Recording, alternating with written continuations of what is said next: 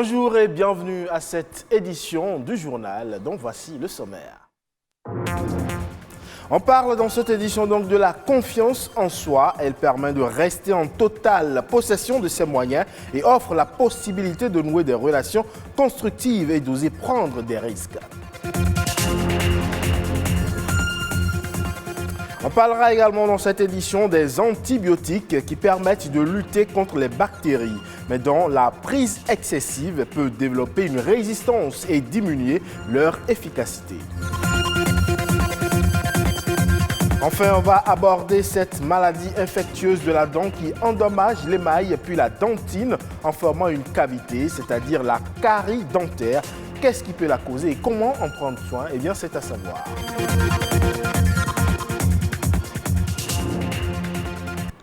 Bienvenue à vous, si vous nous rejoignez. Parlons de la confiance en soi.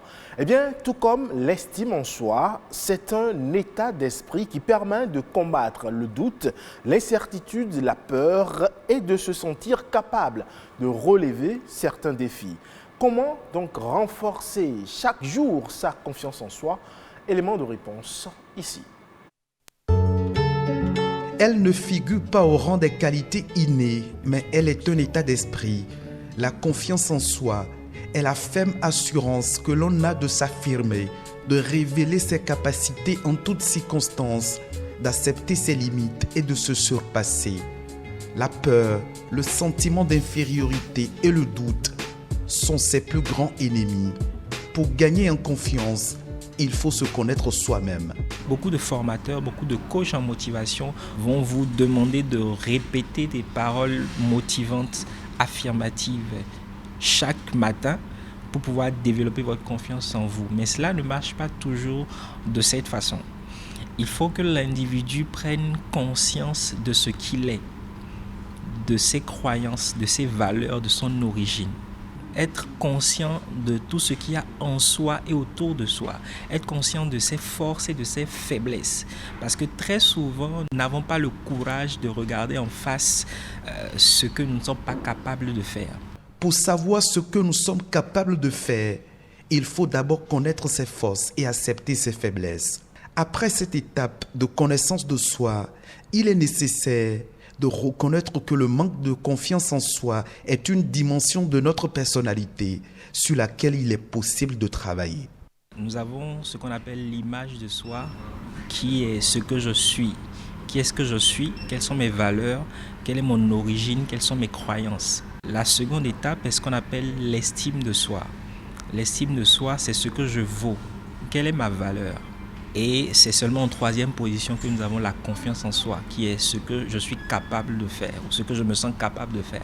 Et ce n'est qu'au-dessus de ces trois éléments-là qu'on a l'affirmation de soi, qui est ma capacité à faire ou à ne pas faire les choses. La confiance en soi est une qualité indispensable, surtout en milieu professionnel. Mais attention à ne pas tomber dans l'excès. Et c'est pour éviter de ne pas avoir trop confiance en soi qu'on dit, quelles que soient vos assurances, il faut toujours vous mettre à l'épreuve.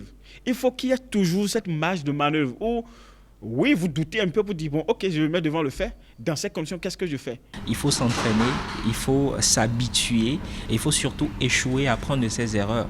Vous vous rendez compte que lorsque vous faites les choses que vous n'avez pas l'habitude de faire, au départ, cela augmente votre estime de vous-même.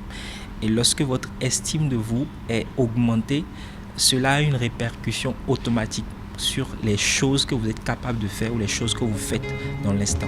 Avoir confiance en soi est le socle de toute réussite, un sentiment de sécurité qui libère du doute et des incertitudes.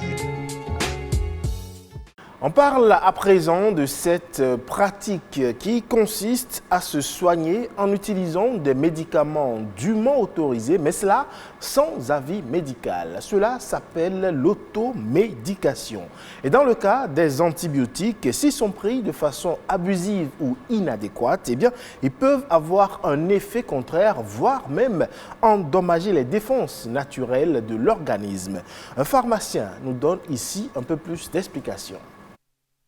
Un antibiotique, c'est avant tout un médicament dont l'objectif justement est de pouvoir lutter contre ce qu'on appelle les infections.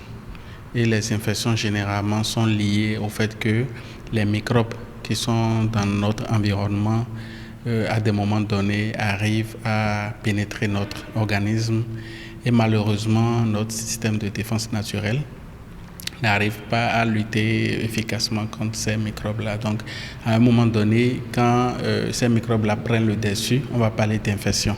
Et c'est à ce moment-là que les médicaments qu'on va pouvoir utiliser pour corriger ces infections, ces médicaments-là, c'est ça qu'on appelle justement les antibiotiques. Dans notre organisme, nous avons des microbes qui sont dangereux et nous avons des microbes qui ne sont pas dangereux.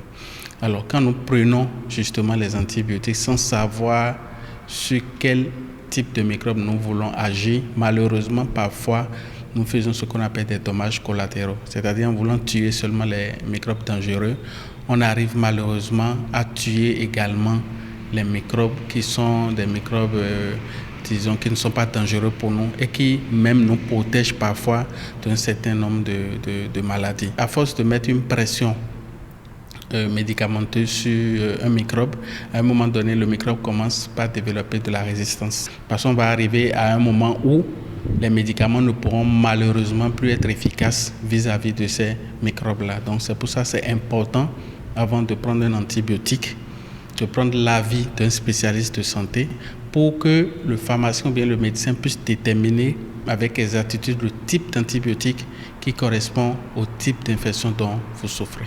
Pour ceux qui le savent très bien, les médicaments n'ont pas que des effets bénéfiques. Il y a ce qu'on appelle des effets secondaires indésirables également qu'il faut prendre en compte. Donc, il faut toujours prendre l'avis des spécialistes. Et le spécialiste le plus proche aujourd'hui, qui ne vous prend même pas de l'argent pour vous donner son avis, c'est le pharmacien. Parlons à présent de la carie dentaire. C'est une maladie infectieuse qui se traduit par une destruction progressive de la dent par des bactéries. Elle est très souvent le résultat d'une mauvaise hygiène bucco-dentaire. Et si elle n'est pas traitée, eh bien, une carie peut détruire votre dent.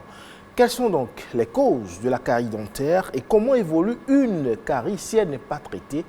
La réponse dans cet élément.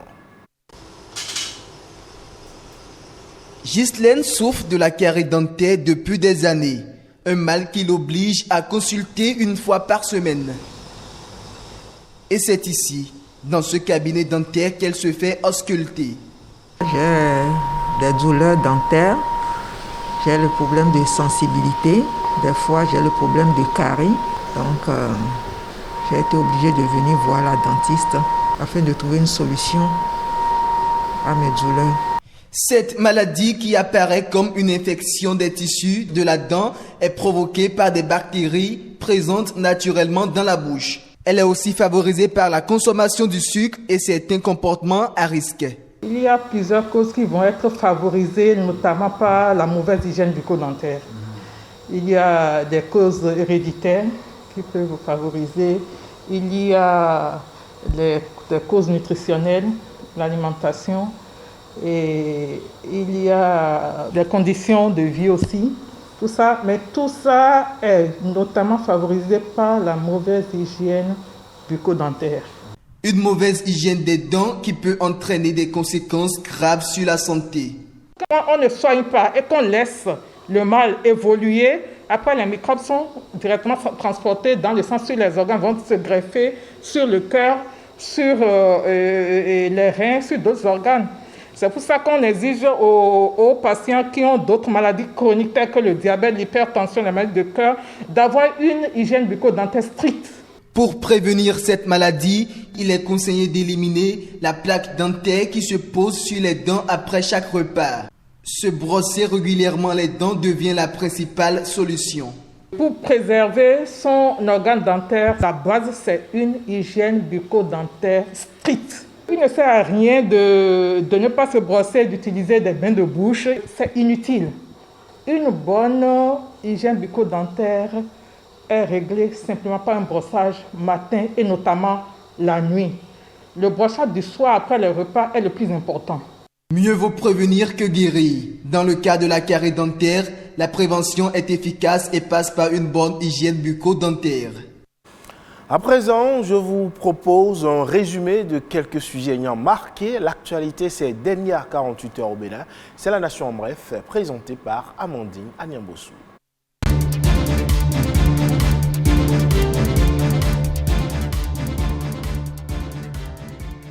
Le programme d'action du gouvernement pour la période 2021-2026 est présenté au cadre des structures du gouvernement béninois.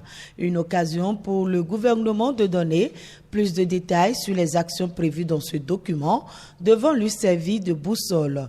Le PAG2 est doté d'un portefeuille projet estimé à plus de 12 000 milliards de francs CFA, soit une hausse de 33% par rapport à l'enveloppe initiale du PAG 2016-2021, estimée à 9 039 milliards de francs CFA. Le catalogue des projets comporte 342 projets, dont 189 déjà en cours, 153 nouveaux projets pour 4 353 milliards de francs CFA. Le financement disponible est de 3 431 milliards. Reste à rechercher 8 580 milliards de francs CFA pour la mise en œuvre du PAG2. Le gouvernement crée des aires marines protégées au Bénin. Ces aires marines protégées couvrent Donatin à Cotonou et la Bauge du Roi à Grand Popo. La création de ces aires marines protégées a été entérinée par le Conseil des ministres du mercredi dernier. L'objectif est de sécuriser la mangrove et les ressources halieutiques disponibles dans ces écosystèmes qui regorgent d'une riche diversité biologique menacée ou en voie d'extinction. Pour le gouvernement, ces aires marines protégées constituent des zones privilégiées de ponte pour les tortues et de reproduction des espèces halieutiques. Il a fait savoir que ces zones privilégiées feront l'objet chacune d'un plan d'aménagement et de gestion et que celui-ci définira les conditions d'accès d'exploitation sur une base temporelle de zonage sous la supervision des services techniques compétents ainsi que sur la base de l'application des principes de participation et de cogestion avec les populations riveraines.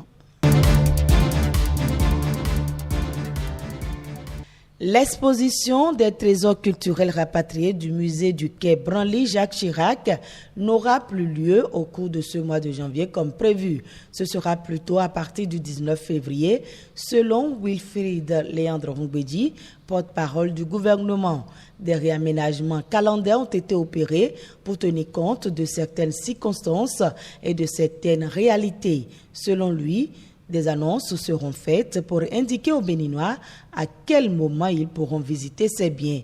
Il faut le rappeler, le retour au pays des 26 œuvres a fait l'objet de vastes programmes dont le couronnement a été une cérémonie de réception à la présidence de la République, lieu où elles séjournent encore pour leur acclimatation.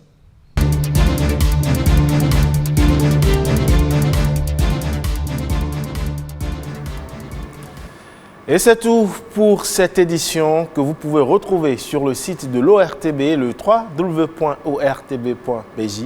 Portez-vous bien et à tout à l'heure pour le 19h45.